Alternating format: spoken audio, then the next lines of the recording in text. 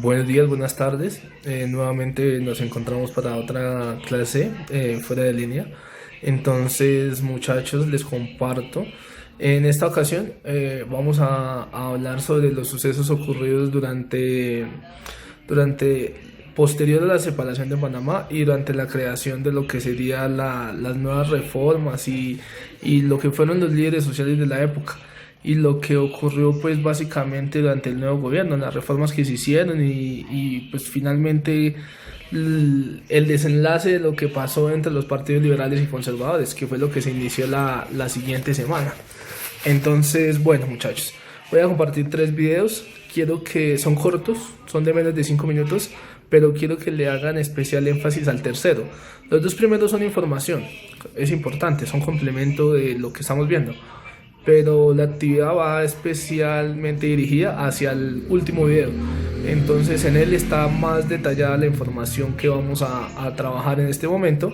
Les dejo los videos y vuelvo al final con mi explicación sobre el tema y sobre la actividad que vamos a hacer. Entonces se los comparto. Este programa es financiado a través de los recursos del Fondo para el Desarrollo de la Televisión y los contenidos de la Autoridad Nacional de Televisión.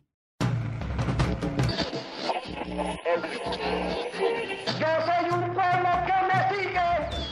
Pedalean con el corazón. Últimos 500 metros. Como un momento de celebración femenina. Qué rico esto que esté pasando, que ustedes amen mi departamento. Esto es Cronografía. Las luchas partidistas del siglo XIX. Una vez expulsada la corona española en 1810, se hizo necesario definir qué rumbo tomaría el país. En el debate entre aceptar una autoridad central u organizar la nación en entidades independientes, sucedió un conflicto al interior de una provincia. Mientras Cartagena era una de las principales opositoras a que la autoridad de Santa Fe fuera el poder central del nuevo reino de Granada, la provincia de Mompox intentaba lo mismo, pero en relación con la provincia de Cartagena. En 1811, Mompox se declaró independiente. En ese momento se dio un primer conflicto civil entre compatriotas, asegurando el dominio de Cartagena sobre Mompox. ¿Sabe usted en qué año se separa Colombia de Venezuela? No. No tengo ni idea. En los inicios de la Gran Colombia, que tuvo lugar entre 1819 y 1831, la división política se dio entre una facción liberal y otra bolivariana, antecedentes directos de conservadores y liberales. La visión de Simón Bolívar proponía un Estado absoluto inspirado en la República Romana y cercano a las autoridades clericales, pero los liberales, con Francisco de Paula Santander a la cabeza, cuestionaban el poder casi monárquico y veían con malos ojos la cercanía de Bolívar con el clero. Después de 1830 hay una disolución, la disolución de la Gran Colombia. Luego se constituye lo que vamos a denominar la República de la Nueva Granada y allí se empieza a plantear la necesidad de hacer una transformación en el aparato jurídico, político, pero también religioso. En 1839 se dio un conflicto entre dos visiones políticas opuestas durante la presidencia de José Ignacio de Márquez. Debido a una decisión del Congreso de suprimir los conventos pequeños en Pasto, hubo revueltas que terminaron en la Primera Guerra Civil de la República de Colombia, la Guerra de los Supremos. Esto fue aprovechado por los liberales con el fin de impulsar una reforma federalista. José María Obando es un personaje que va a formar parte de esa Guerra de los Supremos y que tiene como motivo la famosa lucha por los conventos, o la guerra de los conventos. Enfrenta a las facciones del gobierno que son un poco más inclinadas hacia las posturas liberales, frente a los sectores más conservadores y más tradicionales de la sociedad, a las élites regionales. La Guerra de los Supremos dio forma a las diferencias políticas que dividieron a conservadores y liberales unos años después. En 1848, el político Ezequiel Rojas sentó las bases programáticas de lo que sería el Partido Liberal. Menos de un año después, en 1849, Mariano Ospina Pérez y José Eusebio Caro crearon el Partido Conservador. Estos dos partidos se convirtieron en una fuerza unificadora de un país dividido geográfica y culturalmente y abarcaron todo el territorio nacional. Para 1849 se habían perfilado ya claramente los dos partidos políticos y en el ascenso tenemos la presencia de los liberales claramente definidos. José Hilario López va a ser uno de esos reformadores de la del país, en términos no solamente políticos, sino en términos sociales y culturales. Quizás es más reconocido por una de sus decisiones que fue muy controversial en su momento, que fue la declaratoria de la libertad de los esclavos. En 1849, con la llegada del liberal José Hilario López, Colombia vivió políticas de liberalización económica y educativas, resumidas en la Constitución de 1863, que recogió las posiciones del liberalismo radical y dio paso a los Estados Unidos de Colombia. En el siglo XIX, en Colombia, se empezaron a definir las identidades políticas que guiaron el nacimiento de la nación y de los partidos políticos. Este proceso estuvo marcado por múltiples episodios de violencia. El siglo XIX en Colombia finalizó con un enfrentamiento armado que se situaba en el corazón de la disputa entre conservadores y liberales, la Guerra de los 1000 días. La Guerra de los Supremos tuvo lugar en Colombia entre 1839 y 1842. Me parece interesante porque es una forma como más didáctica o algo así de nosotros aprender, no libros y estar en la universidad o en un salón de clase. Entonces me parece chévere la idea. Este programa fue financiado a través de los recursos del Fondo para el Desarrollo de la Televisión y los contenidos de la Autoridad Nacional de Televisión.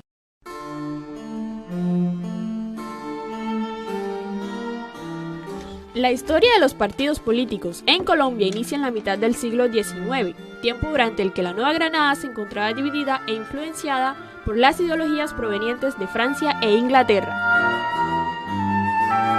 Situación que trajo como consecuencia nacientes grupos poblacionales claramente definidos. El primero, conformado por los indígenas, esclavos, artesanos, antiguos militares y comerciantes, para los cuales un cambio en la situación social, política y económica eran indispensables. Para este grupo, el cambio era totalmente significativo e implicaba transformar el Estado pasando de unas relaciones coloniales a un Estado con leyes generales para todos, en las cuales se suprimieran las jerarquías ante la ley y se le quitara a la Iglesia el monopolio del conocimiento y de la enseñanza. Estas eran las primeras ideas liberales que abogaban por un Estado con ciudadanos libres, lo cual implicaba la abolición de la esclavitud, así como la implementación de las libertades de expresión religiosa, de enseñanza y de libre comercio. Ezequiel Rojas, el 16 de julio de 1848, publicó las razones por las que se debía votar por el candidato liberal. Con esto, José Hilario López, el 7 de marzo de 1849, llega a la presidencia de la República, lo que originó una serie de enfrentamientos entre los dos partidos. Por causa de estas discusiones, surgieron un tiempo después los partidos políticos liberal y conservador en Colombia.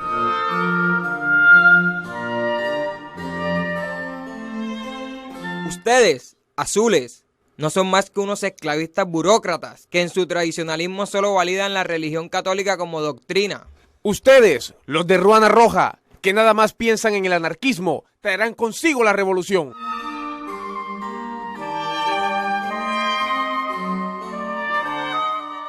En esta época, a pesar de que existían dos partidos políticos, el pueblo pertenecía a uno u otro más por simpatía o antipatía que por un acto genuino de adhesión ideológica a uno u otro discurso.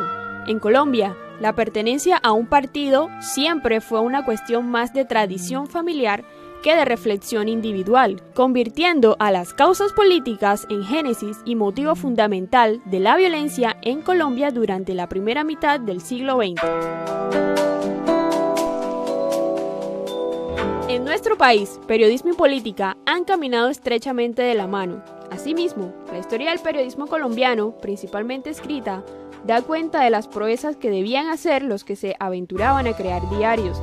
Sus principales enemigos eran los gobiernos autoritarios y la precariedad económica. En ese tiempo, solo El Espectador pudo sobrevivir. Periódicos fundados bajo los pensamientos liberales como El Espectador y El Tiempo. Asimismo, los periódicos bajo el imaginario conservador como El Tradicionalista de Caro, El Colombiano y El Siglo, fortalecieron los nexos entre periodismo, política y partidos. Grupos de izquierda, socialistas y comunistas entre los años 20 y 40 crearon periódicos para dar a conocer sus ideas, sus programas y sus puntos de vista sobre los problemas nacionales.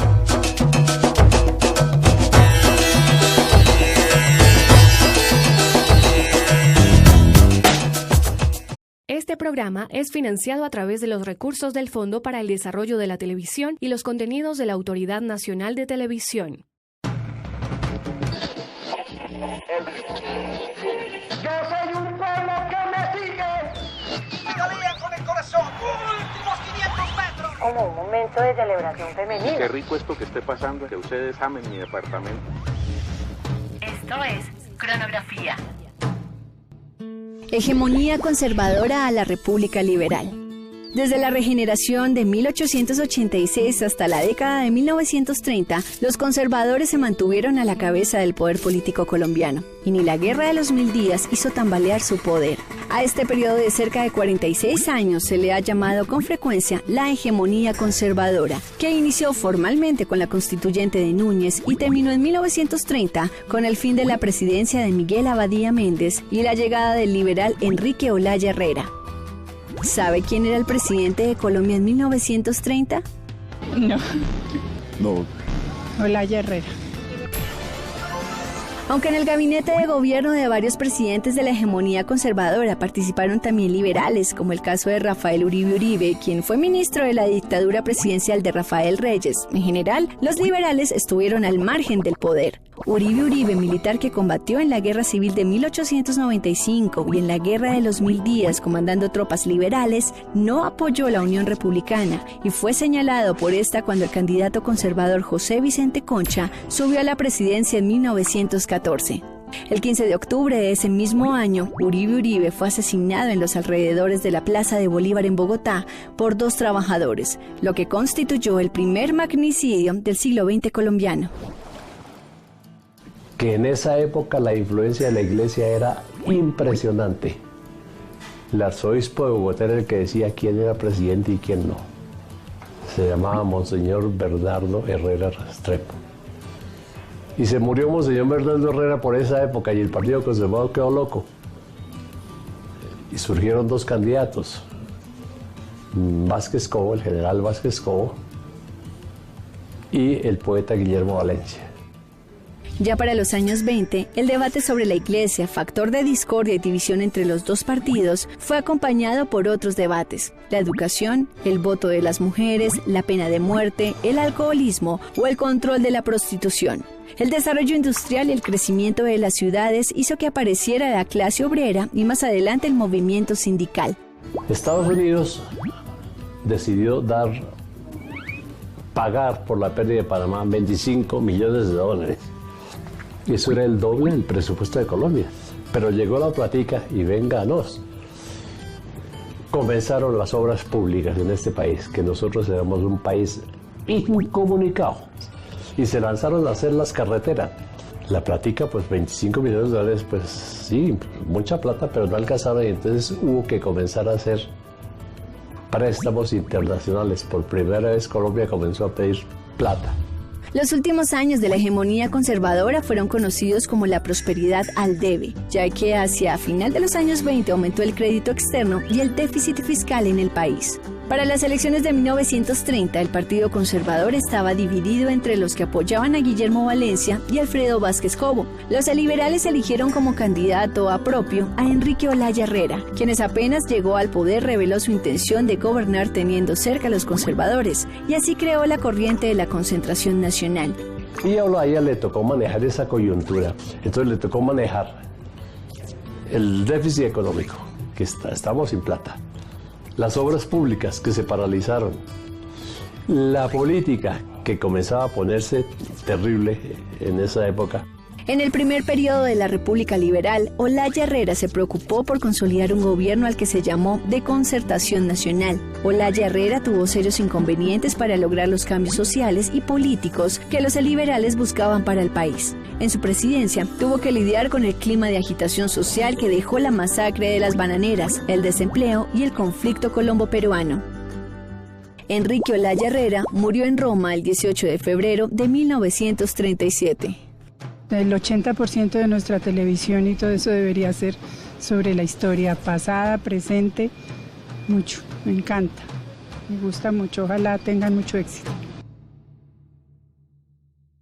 Este programa fue financiado a través de los recursos del Fondo para el Desarrollo de la Televisión y los contenidos de la Autoridad Nacional de Televisión.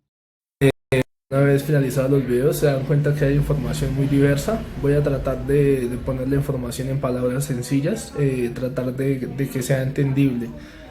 Entonces, después de la separación de Panamá, pues producto de ello, Estados Unidos dio a Colombia un dinero en forma de indemnización, podríamos llamarlo así, por la pérdida de Panamá, por la separación de Panamá. Ese dinero son 25 millones de dólares. Como lo vieron ahí, pues es el doble del presupuesto de Colombia. De esa época era mucha plata. Pues Colombia lo que hizo fue invertir en vías, porque Colombia tenía varias ciudades, varias provincias, ciudades, departamentos, como lo quieran llamar, en su época, pero lamentablemente pues estaban incomunicados. Entonces digamos que ese dinero le cayó bien al país, en el sentido de que se comunicaron vías, se estableció unas rutas de comercio más sólidas, mejor establecidas.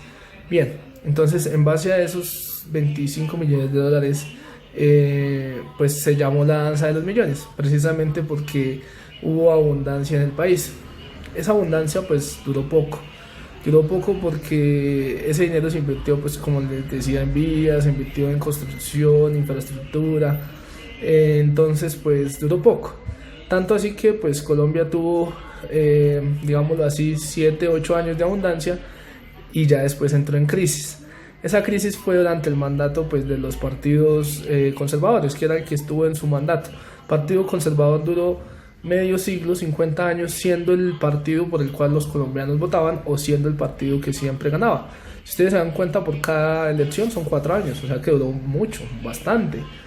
Entonces a eso se le llamó la hegemonía conservadora. Duró mucho tiempo en el mandato, duraron mucho tiempo los conservadores siendo los que gobernaban. En 1930, ojo porque me estoy saltando mucho tiempo de la historia de Colombia, pero nos toca así de esa manera porque el tiempo no nos da para más. Solo vamos a ver la historia de Colombia en este segundo periodo. Entonces, 1930, resulta que hubo un señor, un partido liberal, que se postuló. Habían 3 candidatos conservadores y uno liberal, y pues ganó ese liberal. Ahí se le llamó el fin de la hegemonía conservadora y comenzó una hegemonía liberal que duró 18 años antes de lo que se llamó el Frente Nacional. Pero bueno, entonces voy a hablar sobre la actividad para que ustedes tengan claro qué fue lo que pasó, por qué llegué a 1930. Entonces, en la actividad primero les hablan de la danza de los millones, que por qué o cómo o cuándo, que qué es, que el dinero, que si estás de acuerdo. Entonces les recuerdo que ese dinero fue pues fue como indemnización de la pérdida de Panamá. Entonces donde nos dice completa el cuadro, entonces se generó pues básicamente por la separación de Panamá, por los acuerdos del Tratado de Ranay que se había firmado anteriormente. ¿En qué se usó? Pues en construir vías, edificios. Se invirtió en el país, la idea es que lo complementen con base a los videos, den sus argumentos, o si los quieren consultar de una vía de internet, biblioteca, pues es cuestión de ustedes, pero yo preferiría que den sus argumentos, más fácil para ustedes y más interesante para mí. Entonces, identifico las causas que surgieron de la clase obrera. Bueno, les cuento que los 2 personajes que aparecen ahí, María Cano y Manuel Quintín, son líderes sociales. He ahí la importancia de los líderes sociales, niños. Ellos hicieron en su época que el país cambiara y se reformara. O sea, no ellos, fueron parte de ese movimiento. Ahora los líderes sociales los asesinan. Terrible esa situación, porque pues no entrando a discusiones de política, puede que haya cosas que estén mal, que personas intentan cambiar y pues están siendo asesinadas. Bien, algo muy malo. Entonces, consultar las biografías. María Cano, la primera mujer en Colombia que influyó en la política, y Manuel Quintín Lame, un raizal, un indio, que también tuvo sus intervenciones tanto en la guerra de los 1000 días y que sufrió la violencia en Colombia, y pues también fue parte de los movimientos políticos.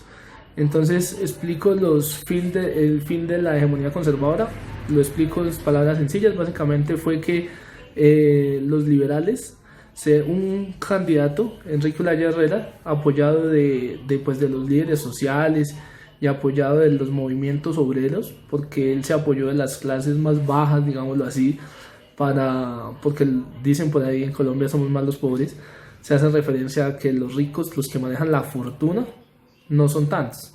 Entonces, pues obviamente Enrique Olaya Herrera se apoyó del común de la mayoría de las personas, y pues gracias a eso pues ganó, a pesar de que tenía 3 contendientes del otro partido. Bien, entonces buscamos esas biografías, son sencillas. Entonces, más abajo piden la investigación de otros 2 personajes, Enrique Olaya Herrera y Alfonso López Pumarejo, son fundamentales. Enrique Olaya Herrera, liberal, Alfonso López Pumarejo fue un personaje que influyó pues en los cambios políticos de esa época. Después ven las reformas constitucionales, en ese cuadrito no tienen que hacer nada. Reformas constitucionales de 1936, es decir, después de que ganaron los liberales, que proponían cambios, se hicieron reformas. Son importantes, léanlas bien. Sería chévere explicarlas una a una, pero no nos da el tiempo. Pero así por encimita, dense en cuenta que por ejemplo la educación antes la manejaban las iglesias, ahora la maneja el Estado. Entonces eso, si fuera de esa manera, pues en este momento ustedes estarían con un cura, con un párroco, y no estarían con una persona particular. Yo tendría que haber sido cura para ser docente, por decirlo así. Libertad de culto, antes solo se permitía el catolicismo, ahora ustedes son cristianos, evangélicos, testigos de Jehová, raelinos, musulmanes, ateos, la religión que usted prefiera, y es libertad de culto. Es se aprobó el derecho a la huelga, es decir, lo que ocurrió hace unos años de la huelga de Avianca por reclamar sus derechos. Los docentes somos un ejemplo de que si no se nos cumplen nuestros derechos, pues salimos a protestar, sin entrar en discusión, pero hay que exigir los derechos que se nos establecieron en unos contratos. Más cuando ustedes sean grandes lo van a aprender. Los impuestos, aumentaron los impuestos a los productos externos para que la economía del país funcionara. Eso es importante pues porque antes las cosas antes y ahora hay cosas de otros países que llegan más baratas al territorio, porque aquí en nuestro país los insumos, es decir, las cosas que uso para producir ese bien material son costosas, entonces por lo tanto mi producto tiene que salir costoso. Entonces igualaron precios entre lo que llega de afuera y lo que se produce dentro, porque si no la economía dentro del país se hubiera dañado. Entonces eso fue un equilibrio, fue algo muy positivo, aunque nosotros como compradores pues preferiríamos que si de afuera viene más barato, pues comprar más barato, pero no es lo correcto. Lo correcto es apoyar el producto nacional para que se genere comercio y el país abunde. Entonces y bueno, básicamente se realizó la apropiación de tierras, la realización de escrituras. Hay una ley, creo que todavía está vigente, que si usted vive más de 10 años en un territorio, lo puede reclamar como suyo. Entonces, bien, básicamente esas son las reformas que se realizaron durante esa época. Se siguió generando violencia, hubo muchos enfrentamientos entre liberales y conservadores. Si ustedes tienen un abuelito y les interesa el tema, preguntarles. Si es más de 80 años, es posible que tenga información vivida sobre la situación, en donde literal se asesinaban a veces por defender sus ideales políticos. Entonces avanzamos. Van a encontrar más abajo violencias del siglo XX, ya finalizando lo que fue liberales y conservadores. Van a encontrar un pequeño artículo sobre lo que fue el Bogotazo, que fue un asesinato de un personaje, Jorge Eliezer Gaitán, uno de los máximos representantes del partido neoliberal, porque los partidos fueron cambiando, tuvieron reformas, y pues los liberales le echaron la culpa a los conservadores, y otra vez volvió la violencia, y en fin.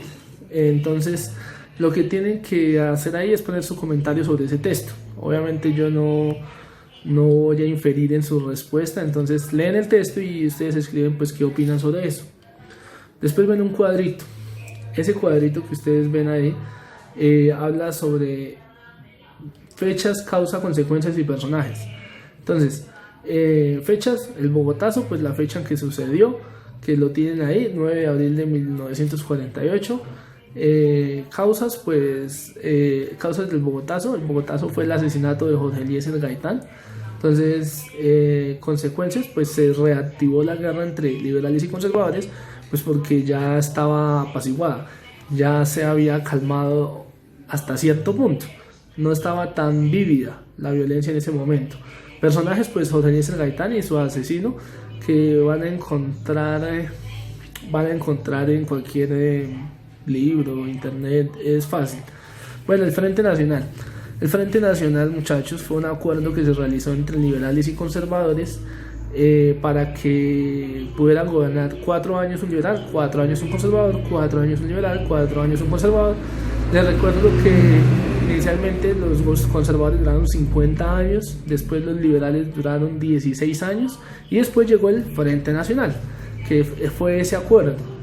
Fue ese acuerdo porque cuando los liberales estaban al mando, o sea, cuando cumplieron sus 16 años, se armó una revolución terrible, una guerra civil terrible en nuestro país, donde fue mucha violencia y el general Gustavo Rojas Pinilla tuvo que tomar el mando de nuestro país.